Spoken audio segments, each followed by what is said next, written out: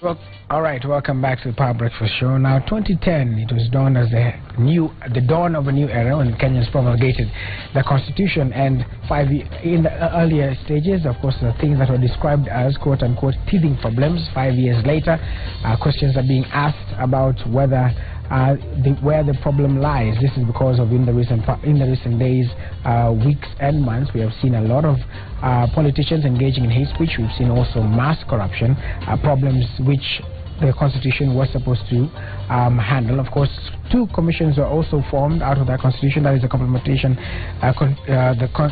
Implementation Committee, chaired by Charles Nyashai as well, and he's here. That's Charles Nyashai, who is the chairman of the CIC. Also have Njoroge Mbaya, who is the chair of the CIOC, the Constitution Implementation Oversight Committee, and they are here talking about what is ailing Kenya. Where is the problem? Is it the implementation of the Constitution? Is it a particular arm, whether it's the judiciary, the legislator, or the executive? What is ailing Kenya? That is the question we're asking today, and of course you can get into this conversation with us.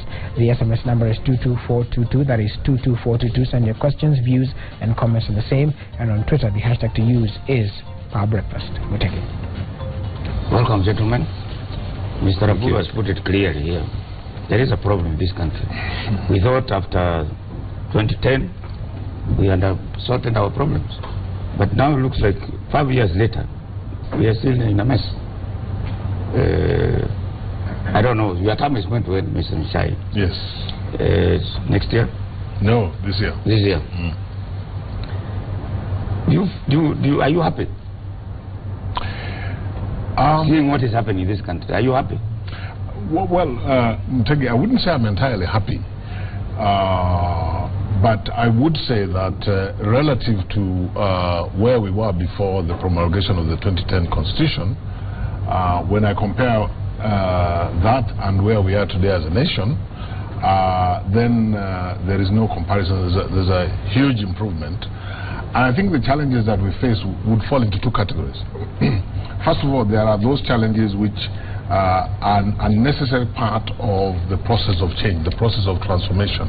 And sometimes I think as Kenyans we tend to forget just how radical and transformative our new constitution, I use the word new, relative to the old constitution, our new constitutional order is. I mean, if you look at the constitutional order pre-2010 and you look at the 2010 constitution, there's a radical shift, which means change is always difficult, Mutegi. So, but change to that level of transformation was bound to be even more difficult. So from where I sit, I will be the first to admit that we are probably not where we want to be.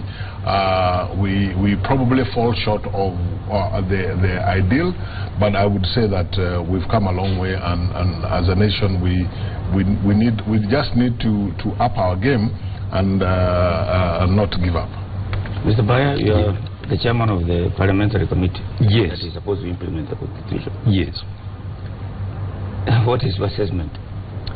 My assessment, I substantially agree with what the chairman of CIC, Mr. Nyashai, has actually said. As a fact, the country has moved quite far. Basically, with regard to implementation of the Constitution, most of the key legislation and key institutions that were supposed to be set up have actually been set. And what's happening, like when you talk about incitement, for instance, compared to where we were in 2007, I do recall that in September 2007, there was a registration that was presented in Parliament to prohibit hate speech, and it was outrightly rejected. So the fact that today we have this registration, and we are still looking into seeing how we are going to improve them, and we can see some people, police taking action, and institutions such as National Cohesion and Integration Commission taking action, it tells you that it's not going to be business as usual as it was in 2007, 2008, and whoever is going to be caught in the wrong side of the law will better prepare to actually face the consequences. So, but we still require to strengthen our institutions. They are still relatively young, and they're still yet to acquire the track. But we are on the way, and I believe we'll get there. But every day I'm hearing the word impunity. Why am I hearing that word all the time? Yes, basically because, you see, the Constitution made very clearly, very radical and very transformative proposals and set out principles and so on. But these are the laws. When it comes to the human actors, we are still dealing with the old people who were in leadership. Even those who are relatively new, they still identify with the old culture and the old practices. And we are saying it will take a while for them to abandon and catch up with the new dispensation. So really, given time, and in the course of time, people will change. I can give you an illustration, like when it comes to this, what I'm saying about the hate speech. If you really look at when we enacted the law on hate speech in 2008, which we borrowed from other jurisdictions, the country, even before the new constitution came in, the country was very strongly against, saying that we are curtailing freedoms, democracy. But there is no democracy which can function when people are inciting others into violence, or even throwing hate speeches against others with abandon all over.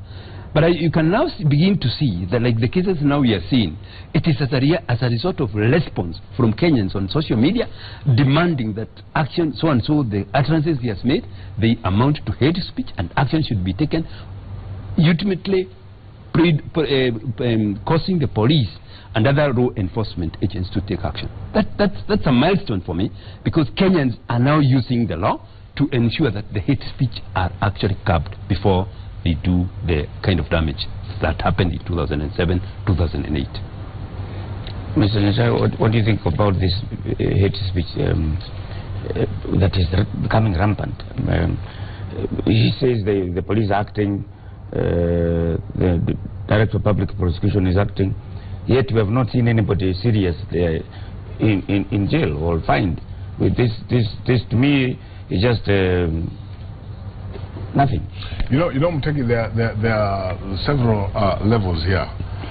First of all, and on that I would agree with Mheshimiwa Vaya, is what, from the perspective of the Constitution of Kenya 2010, is to ensure that we have the right institutions which we are sufficiently empowered and which we have faith in to be able to address these issues. So that we're talking about Parliament being able to make the necessary laws, for example. We are talking about the executive being able to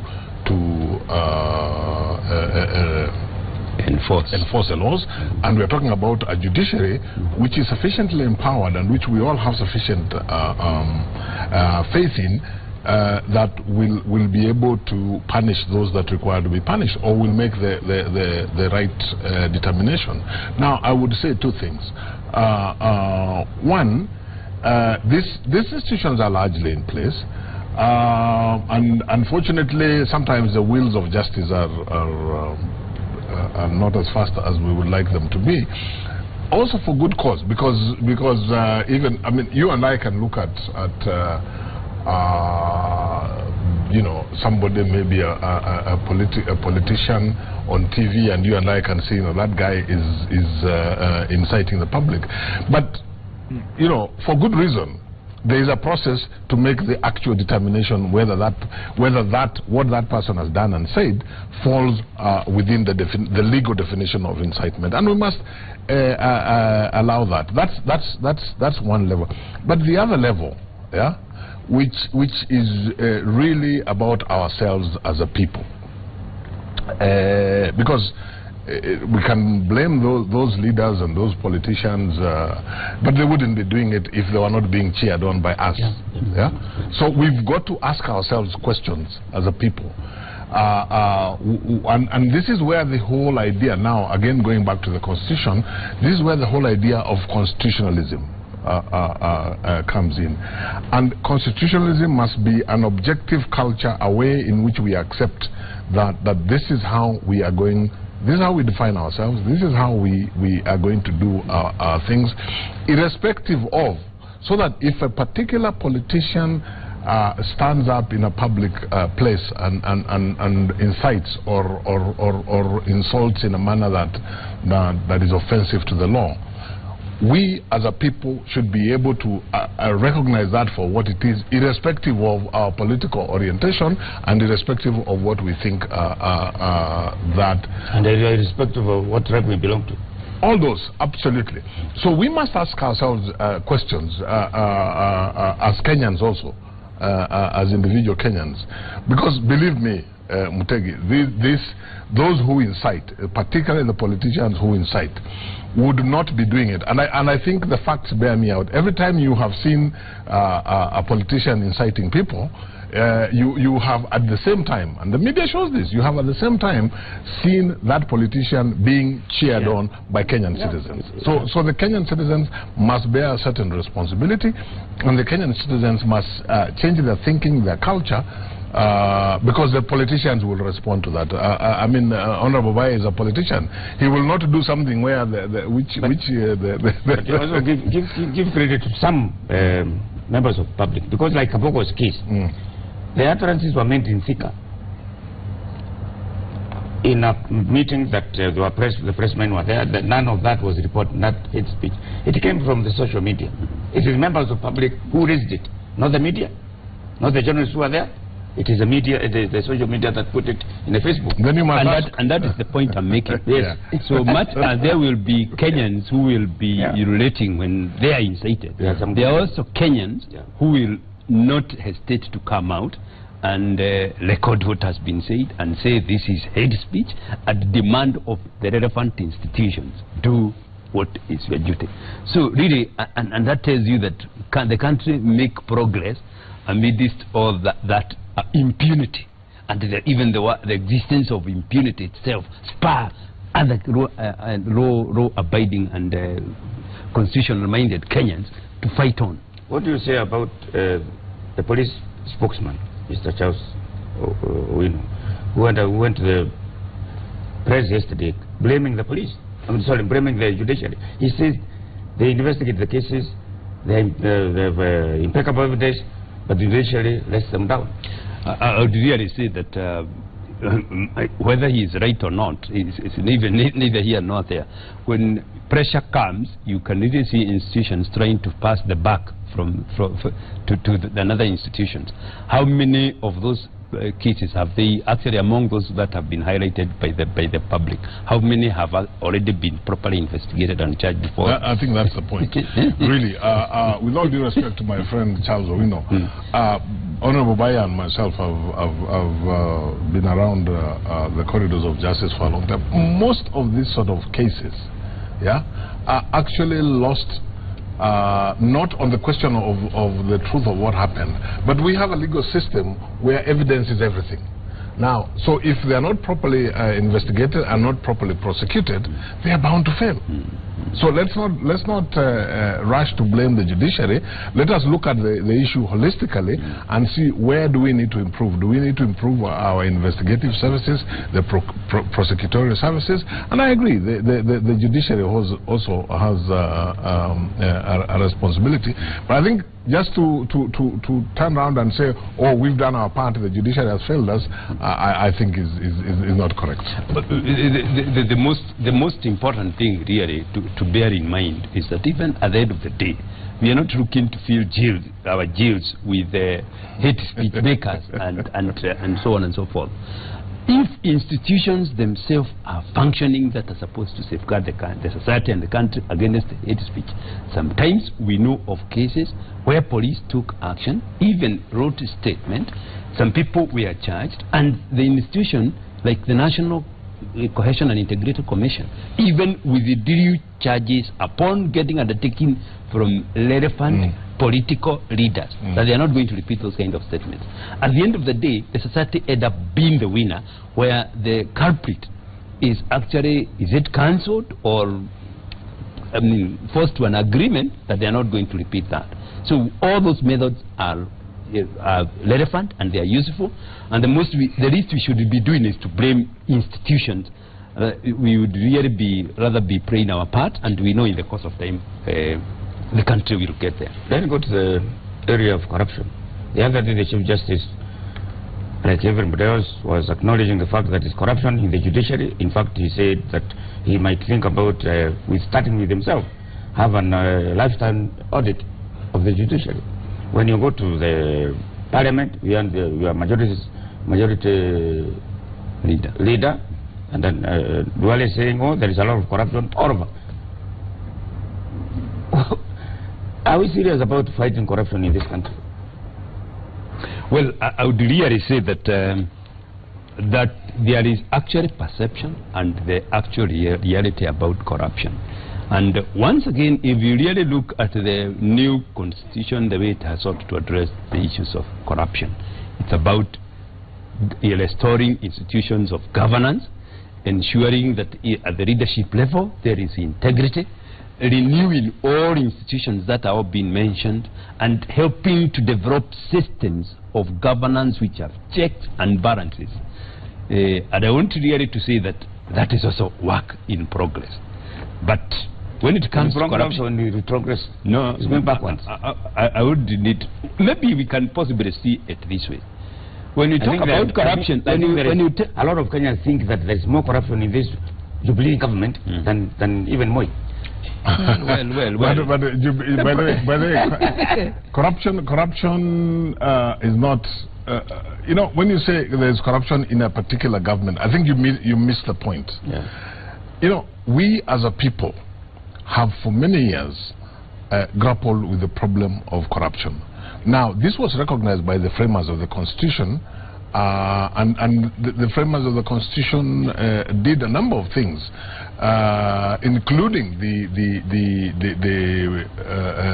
vetting of judges and magistrates in order to begin a new slate so that people, the citizenry, have confidence in the judiciary, including the setting up, although it's run into a number of difficulties, the setting up of the Ethics and Anti-Corruption Commission. And everybody, to an extent, has powers under that constitution that, if they were exercised properly, including Parliament, if they were exercised properly, would go a long way in contributing towards tackling this animal called corruption.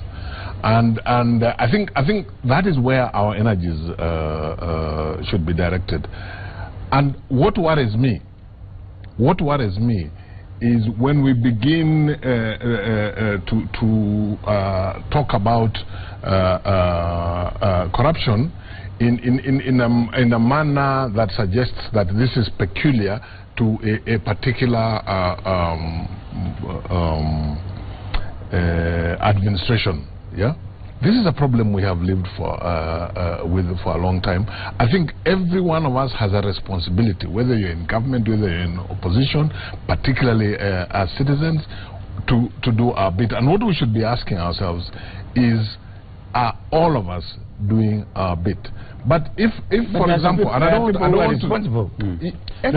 everybody's responsible. Actually, I mean, I came back yesterday. I'm reading in the papers. There are certain, I don't want to get dragged into it, but there are certain allegations, for example, about not allegations. There's a certain process involving a member of the Senate, and instead of addressing it, we should all be addressing it in terms of that process and in terms of the institutions. But what are we doing? We are turning it into a point of political conflict. We're never going to deal with corruption or any of our challenges if we just deal with them as points of political conflict.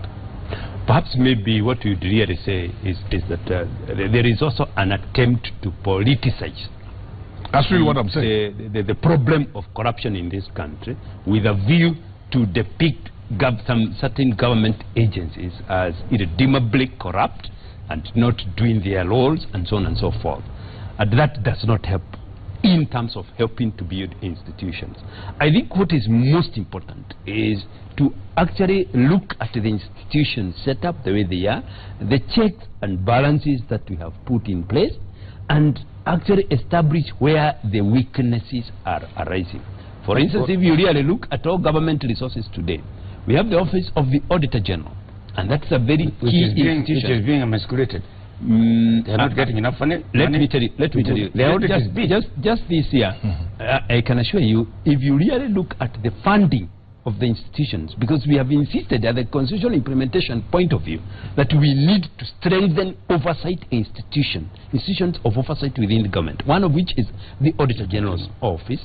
We also have the Controller of Budgets office. They should be able to radiate and generate percolating reports across all institutions, including county governments, and timely audit reports also being prepared. And we know the institution has been the resources allocated to it have been enhanced, but they may not possibly be fully adequate. The country need to move gradually to, as the resource basket keep improving, to improve those institutions. Other institutions include ethics and anti-corruption, and so on and so forth, including the police. What are you telling me? Yes. What you are telling me is incredible. Look at the ethics and the anti-corruption commission. It has been emasculated and it has no director. Look at the request by the executive that they need to appoint to control the police service commission.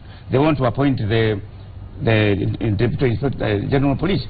We are going backwards, not forward. What there is that is a legislative proposal. It's coming from the executive. It's perfectly in order for them to make it, but it's up to Parliament to look critically at the legislative proposal and reject it. You have the so-called tyranny of numbers. You will not do it. No. I can tell you that Parliament has not. What is tyranny of numbers? You know, this phrase is used all the time. Yeah. Tyranny of numbers is a basic operation of democracy. It's a basic feature of democracy. That's true. What we need to be looking at, if Mr.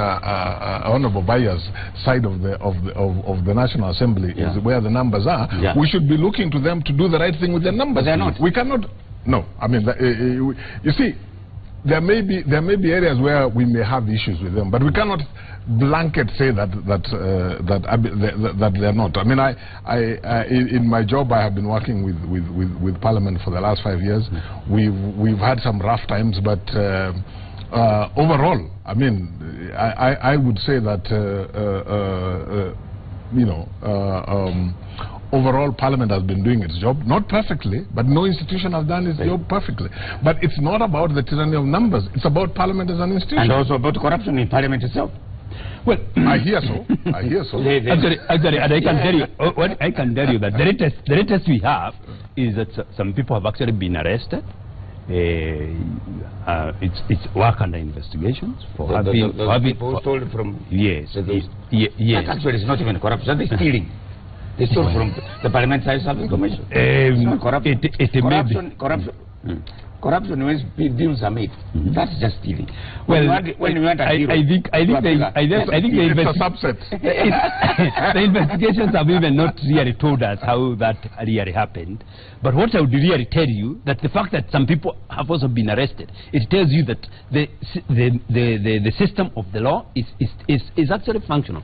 It is not fully functional to the extent that it did not prevent them from committing the offense. How do you explain the fact that there have been now 3 attempts to impeach one cabinet secretary? Well, the first one, the mover disappeared. Yes. The second time, members of Parliament who had signed the petition withdrew. Now we have a third one. I'm told, in fact, the member of Parliament who was here yesterday, he said either they were intimidated, but most of them were paid. That's from the MP. The only problem is that now is that what you're saying, that you can now you know Mutegi, honestly, I'm not sure that sort of approach helps us, because you will hear anything out there. You will even hear allegations about the people who are moving those motions. Yes. You see, those will not help us. I think what we need to be addressing is, we have institutions, we have processes like the impeachment processes of cabinet secretary or anybody else. Are they being done for the right reasons, in good faith, for the benefit of the people of Kenya?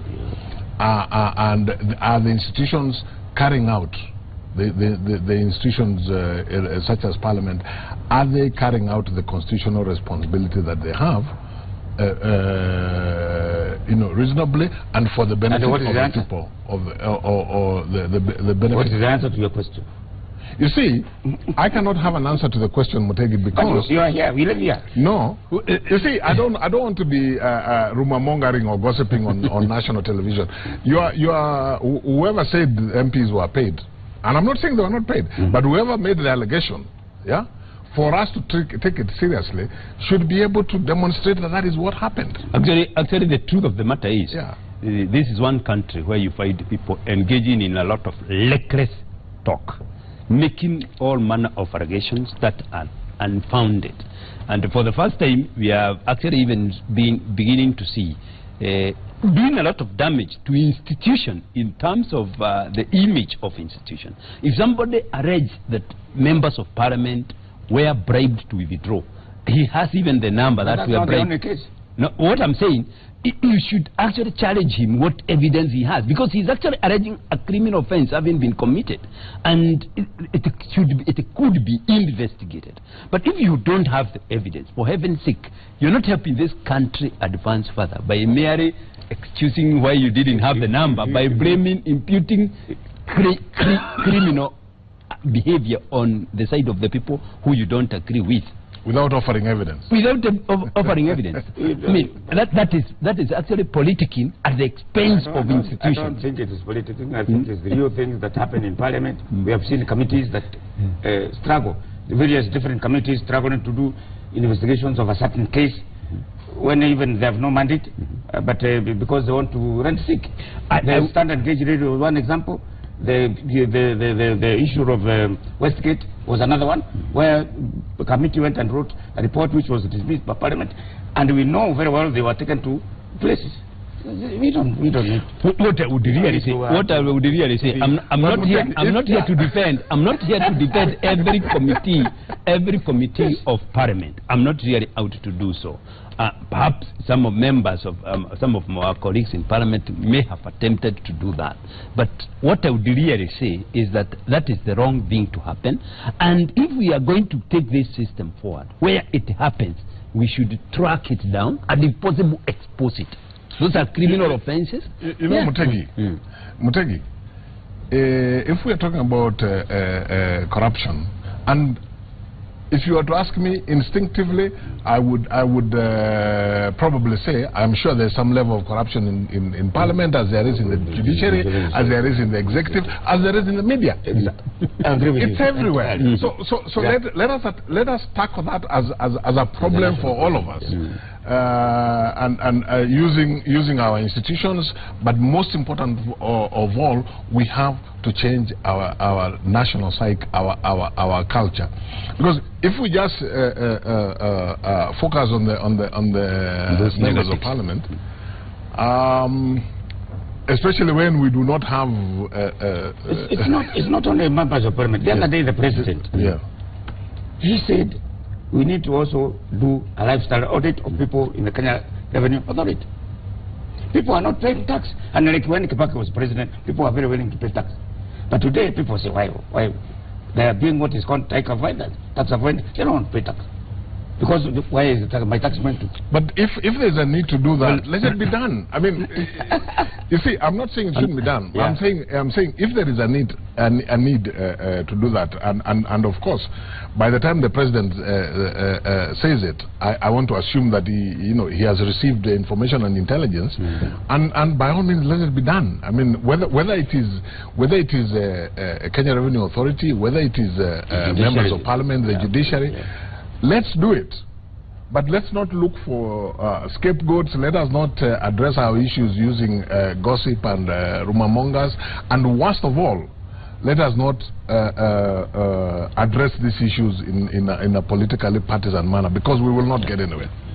Nobody is saying Jubilee is the only corrupt or the executive. If you look at the governance in the majority of counties are controlled by called governors. They are not perfect. That's correct. They are not very good. Yes. So they don't also have moral ground to go and criticize. It would have been very unrealistic to have expected the county government from the word go to come to maturity in terms of adherence to governance and the law. So they are actually undergoing as institutions period of, I mean, they are being tested for the very first time. So that's why we do not hold the standard so high. But as time goes by, the institutional setup of checks and balances, including the county assemblies vis-a-vis the executive, the auditor general, the ethics and anti-corruption, the control budget, all these institutions should be able to help. The difference between you and me is this. You are talking about strengthening, while the actions I'm seeing are those of weakening. Well, I'm saying so because from where I sit implementing the Constitution, I know that the institutions we set up are not perfect. And they need really to actually they need to be improved and strengthened all along. The law need to be, we need to check the law where the gaps exist. Tell me why the Ethics and Anti-Corruption Commission, the status it is now, why is it that way? Of course, the background, of course, is that Parliament was not, was forced to undertake review of the performance of the directors and made the decisions that they did not measure to the standard. And having done that, the process of recruitment of the new commissioners is now underway, and I believe if we follow the system that we have now set up under the law, where the Public Service Commission do undertake competitive recruitment, the president makes choices and asks Parliament to approve. Against the Public Service Commission doing it. Well, but it's already done under the law. We have already done it. We have already done it under the law. Which I'm saying is retrogressive. Eh? So I don't know whether you agree with that. Going through the Public Service Commission? Yeah. Why is it retrogressive? You have to have a process that handles the competitive aspect of it. At various stages, Parliament has come up with various permutations of a competitive process. When I was recruited for the job I have now, it was chaired by the then chair of the Public Service Commission and had representatives from other institutions. I don't think that is where the problem is. Where is the problem? You see, the problem is, Mutegi, that any progressive reform process, will have those who will seek to undermine it. People will always resist change. The status quo always has its stakeholders. So this thing should not surprise us. As far as I'm concerned, it is part of the process of reform. It is one of the challenges of implementing a new constitutional order. And while I appreciate all the challenges that you're noting, and by and large they're valid, but I worry when sometimes we want to appear like we are giving up, like we have reached a dead end. No, we just must accept that the process of change, particularly in such a radical manner, was always going to be a difficult one. And the same way that we came up with this constitution, the same way that we came up with the institutions, there are some areas where we will find the institutions in good faith have not worked like we wanted them to. So we need to address that.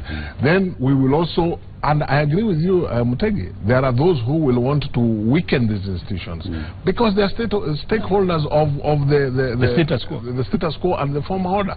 But that should not be a reason for us to to give up.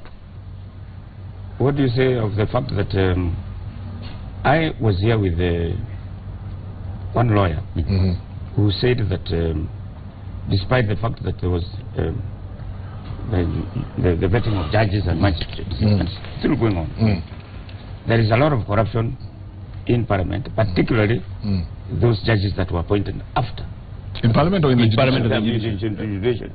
The judges who were appointed after the Constitution was promulgated. Well, my answer to that would be that I don't believe myself, and I don't know what the facts of that particular lawyer is. I don't believe myself, or let me put it the other way around. I am sure that an institution where you have, I don't know, maybe 300-400 judicial officers, I'm sure there will be corruption there. I mean, it's obvious. But I do not myself believe that if there is corruption in the judiciary, as there probably is, I do not believe that it is as bad as it was in the previous constitutional dispensation. I have no statistics, and that is just my. Would you recommend vetting of judges after the constitution? Let me just answer that, Mheshimiwa. The reason that the framers of the constitution included that vetting process in the schedule is so that we could have a clean slate and move forward with a judiciary that we all had faith in. Now, beyond there, the inbuilt mechanisms in the constitution and in the laws should be able to check any form of corruption. We cannot have a scenario where all the time we are having a vetting process. Then that would mean we are saying our institutions are not working, and I don't think that is the case. And what the Judicial Service Commission is supposed to check that? Well, I was actually raising that as an issue, and it has actually arisen because we have also had some interaction with the institution of the Judges and Magistrate Vetting Board, which was in charge of doing that function. And it's also good to really point out that that was itself a surgery. The vetting itself was a surgery to address what the Kenyan people then thought was a historical problem. And it was meant to last for 1 year. So you cannot sustain an institution as a permanent feature. It is very threatening. Yeah. But the Constitution itself has a complaint mechanism of handling complaints against certain judicial officers, and that is what we seem to have some issues on the way it is working with regard to the law or setting up the Judicial Service Commission. And as Parliament, we are looking into that, and we will be seeing what new mechanism we will come up with in consultation with the judiciary and all stakeholders, with a view to see how can we improve on the complaint handling mechanism, so that any judges who is mentioned as being involved in corruption, that in itself is not a ground for taking action, but there must be a process of investigating the complaint with a view to establish the authenticity of those complaints. But do members of the public know about complaining? Are they educated? Let me say this, they do. Kenyans, it's not every member of the public who would be the yardstick. But if you really look at even the number of complaints the vetting board received, it's indicative that it's indicative, and maybe as we improve on the processes, you will really see Kenyans. It need not be all of them. Few cases are enough to actually subject the process to attest that we will actually enable the institution respond. Many of the judicial officers who were casualties of the vetting process ended up in that situation because of the action by citizens. Public, yes. So yes, I think citizens, maybe not everybody, maybe not sufficiently, but citizens do know that there is a mechanism. It looks like you may think I'm negative or pessimistic. Well, it gives us an opportunity. But if all the institutions, in fact, somebody said that corruption will be there for the state of the government. If all the three, or in fact the fourth, even for the state, so who will lead in the change? You know, one problem we have in this country, Mutegi, is that we tackle everything from a political perspective. You know, sometimes, and maybe I'll write this in my memoirs, sometimes I watch political players talking about corruption, and I recall back to the last government, which was a coalition government. And I recall, for example, to the process that we undertook to develop the leadership and integrity law, which was severely diluted from Parliament, where we had started off. And if any journalist was to seriously investigate, you will find that many of those who today are politicizing it, and by the way, I hold no brief for any political but it's a fact. It's a fact. It is a recorded fact that we politicize this, and it depends, like everything else, it depends on where one is seated at a particular moment. Now, the people who really feel the pinch of corruption are not the political players. The people who feel the pinch of corruption are the ordinary Kenyan people. Yeah? And I think the ordinary Kenyan people need to address that, rise above the politicization of the war against corruption, and then we will make progress. But as long as, I'm sorry to say this, but as long as we leave that discourse in the hands of political players, it will depend on where they are seated at a particular moment. In effect, what he's saying, if you really look at the constitution way of handling corruption in this country, it identified leadership as critical in bringing down corruption. We have a whole chapter 6 of the constitution setting standard leadership standard, honesty, impartiality, objectivity, and so on, and requiring Parliament to actually enact legislation to enforce that chapter. What he is saying, when we attempted to bring in legislation to enforce those chapters, some of them fighting loudest that Kenya is now sinking under corruption. They were the first to challenge those legislation which set the threshold of leadership. To actually they brought it down. That's correct. When we start to strengthen institutions for fighting corruption, such as Ethics and Anti-Corruption Commission, they're the one who would rather the institution is manned by the weakest and very dubious characters. When we seek to bring in people with known integrity record, they are the one most opposed to them. That's the reality of the Kenyan situation. So that's what I'm saying. The problem of corruption in Kenya. So where is the hope? No, there is hope. There is hope if we don't surrender. We should. The worst we can do is to actually surrender to cynicism. Their battle plan is to ensure that the doors to corruption always remain wide open when they are in the system, and when they are out of the system, they use those doors to fight their opponent in government, accusing them of corruption. So, and until the Kenyan people come to realize who is this who support corruption and how do they support corruption. In other words, whether they're in the position or in government, so that you face them. The hope vests in the people of Kenya. But as long as they leave it to political players, they'll be shifting all the time. But the Kenyans will talk about organized civil society groups. I saw some other guys the other day trying to launch a civil society organization to fight these things.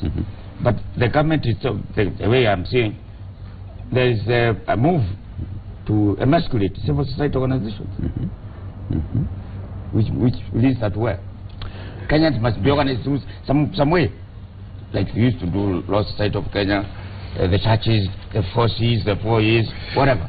Those organizations. You know, Mtegi, if Kenyans could be sufficiently moved for 20 years to campaign for and at great cost to many people, if they could be sufficiently moved to sustain the fight for constitutional reform and ultimately succeed, I think this is a much lesser battle, because we have the constitutional framework. Okay, and I agree. We have some hope. Yes. We have hope. Definitely we have hope. Thank you very much, gentlemen. Thank you. Okay. Let's go to listen to these musicians from Mount Kenya University. Okay. Oh, these are from Mount Kenya? Yeah, from Mount Kenya University. Okay.